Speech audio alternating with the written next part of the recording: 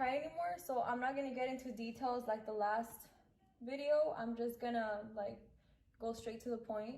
So right after they jumped me, we all ended up at the office.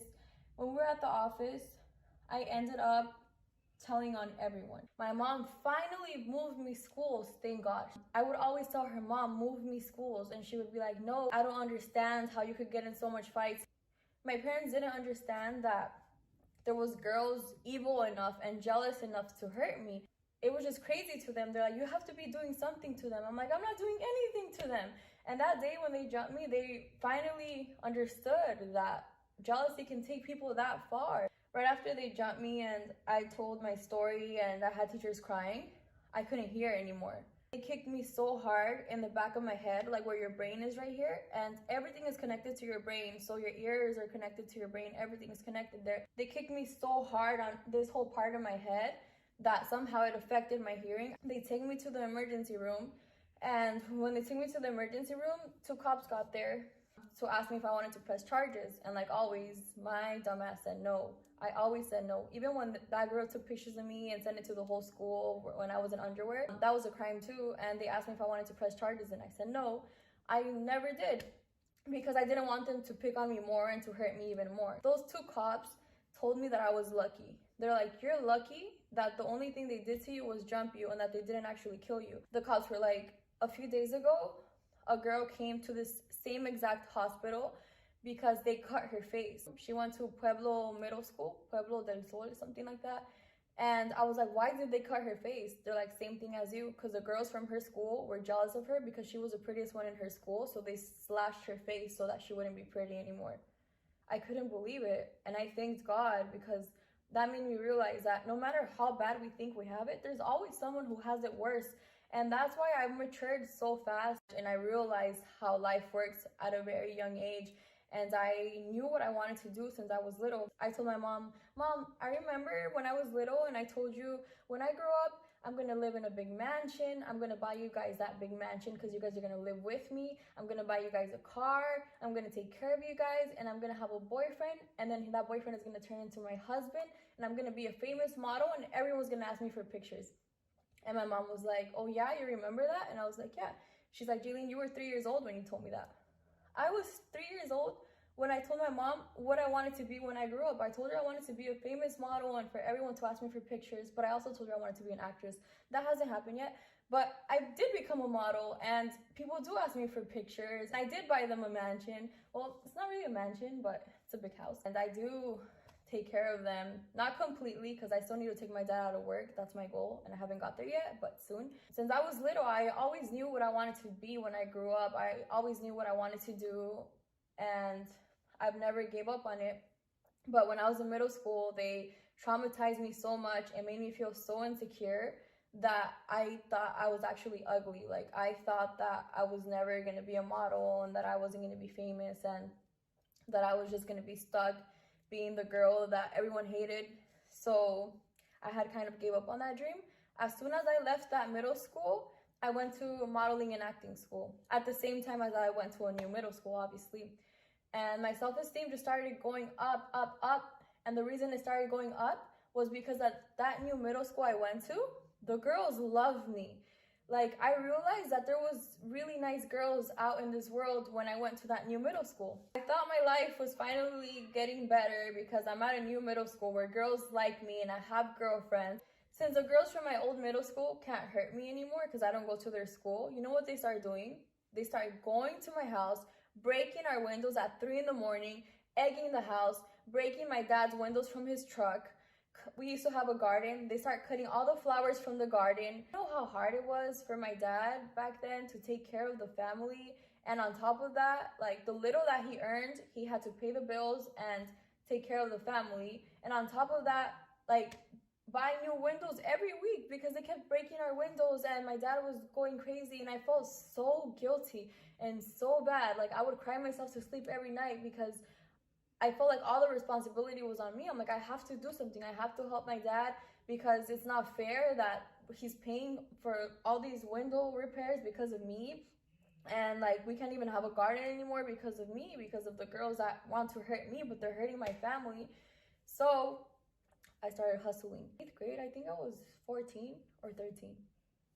I don't know if I was 13 or 14 or about to be 14, but I was around that age. I used to go to a K-Momo by the house where a Chinese guy worked there. He was the owner, and he always would tell me like, oh, you're so pretty, you should work here. And I would always tell him, no, I'm too young. After they started doing that, I went straight to that K-Momo and I was like, hey, I want to work here. And the guy was like, perfect, when do you want to start? I was like, tomorrow. And he's like, okay, come tomorrow. So I started working there the next day. It was like organize the shoes in the back, organize the clothes, like just simple things around the store. And that was making a decent amount of money. And then one of my friend's dad opened up a sushi restaurant, and he asked me if I wanted to work there. He's like, I don't have any employees right now, so you're gonna wash the dishes, you're gonna be the hostess, and you're gonna be the waitress, and you're gonna clean the restrooms. And I was like, that's a lot, but that's fine. So I was working at those two places at the same time.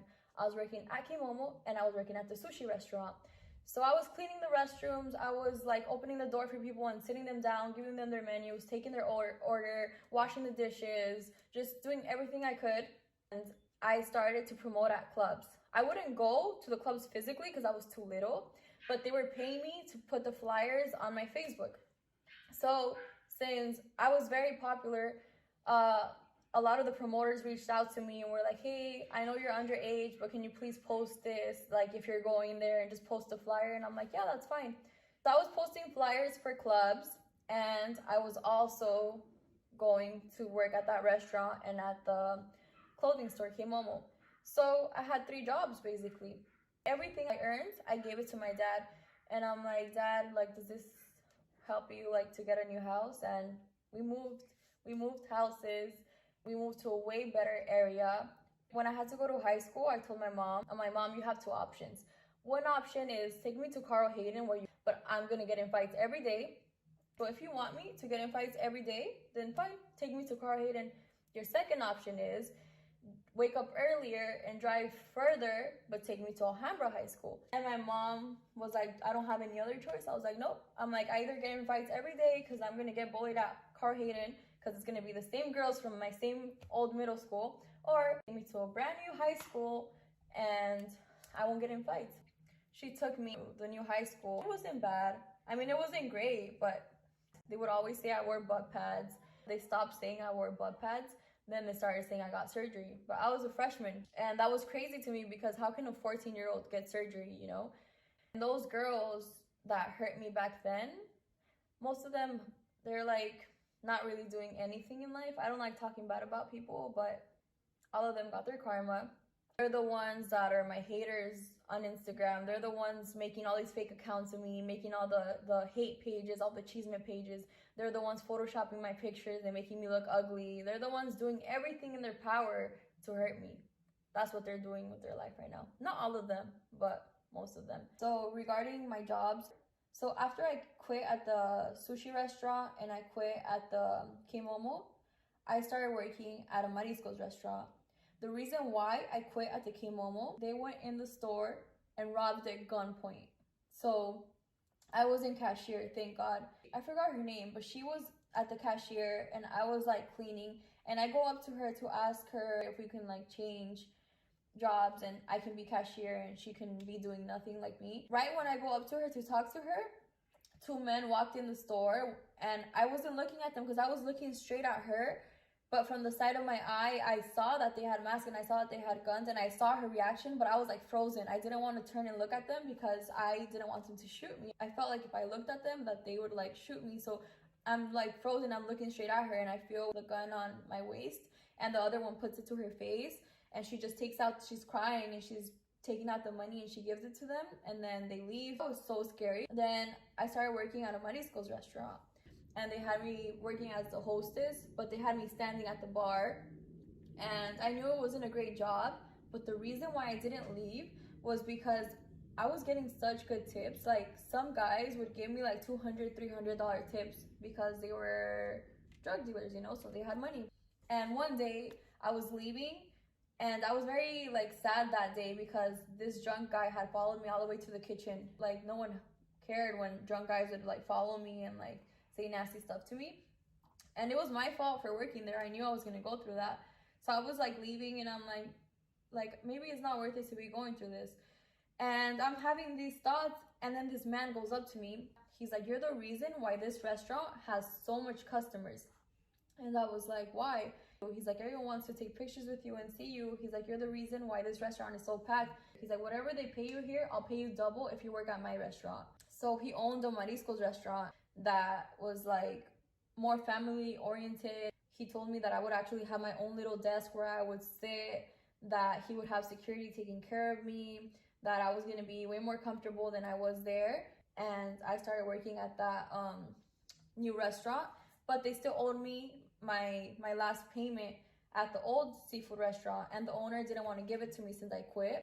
When someone owes me money, I don't just let it go that easily, especially back then, because back then I really needed money and we were still struggling. Not as bad as when we lived in that old house, but we were still struggling, so any bit helped.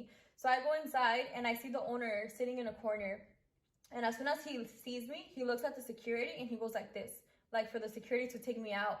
And I was like, "No." Like, I shook my head like he's not gonna take me out. The security starts walking to me, and I look at the owner and I start yelling that I'm gonna call the cops, that I was working there and I was underage, that he had me touching alcohol, that they were gonna close down his restaurant. Like, I started screaming all kinds of crazy things. He wasn't gonna kick me out and embarrass me like that, so I embarrassed myself. He's like, "Calm down." He was like, "I'm gonna pay you. You don't have to act like this." I was like, "You weren't gonna pay me." I'm like, "You were kicking me out because you weren't gonna pay me." I was like, "So now you're gonna pay me when I come with the cops?" And he's like, "No, no." He's like, "There's no need for you to call the cops. There's no need for none of that. Come here. I'm gonna pay you."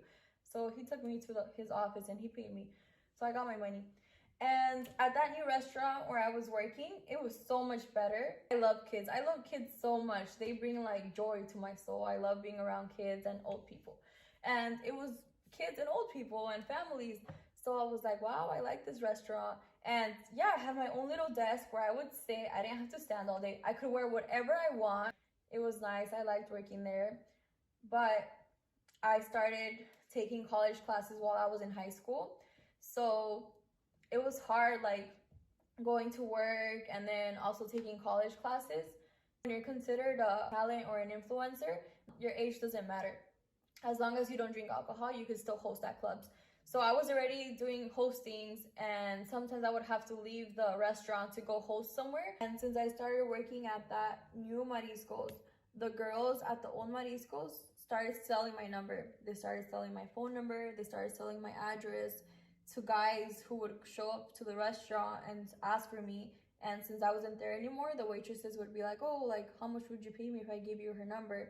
And I ended up finding this out because obviously all the calls I was getting and all the gifts that they were sending to my house was suspicious to me, like out of nowhere. The college classes were on Saturdays, and sometimes they were like after I left high school, I would have to go there. So then it started to interfere with my work. So I was like, I'm gonna quit because I can't do it. I was hosting at this club every Friday night, and I had to wait every night until the club was closing for them to pay me for promoting and for going. And all I would do was dance all night. They didn't serve alcohol at that club. It was just hookah. So it wasn't like illegal for me to be working there or anything, even though I was underage. The club was really far from my house, and by the time I got home and took off my makeup and took off my heels and went to bed, it was already like 2:30 in the morning. So I was getting like almost no hours of sleep. And on top of that, still going to my normal high school classes. And on top of that, working at this seafood restaurant. So I couldn't take it. So I'm like, I have to quit one of these things. And I didn't want to quit college, and I couldn't quit high school. So I went to quit that job. And by this time, I was already starting to work a lot in like modeling with my old manager.